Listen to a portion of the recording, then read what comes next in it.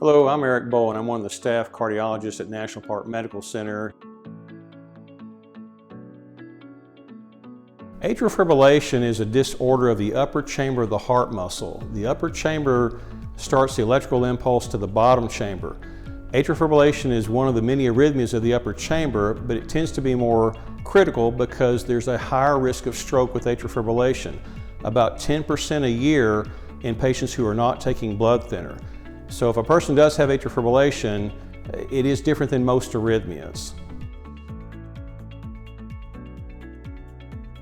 Typically, when people have heart arrhythmias, they're going to typically have fast heart rates, which typically turns into symptoms of fatigue, shortness of breath, or they may even have palpitations or feel like a racing heart. If the heart rate gets high enough, they could actually have dizziness or actually black out.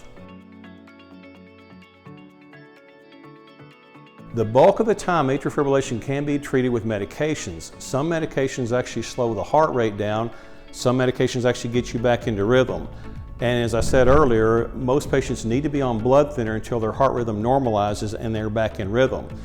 If we can't control the rhythm with medications, sometimes we refer people for a technique called ablation. That's where we actually go in and cauterize these abnormal signals in the heart muscle to try to restore normal rhythm.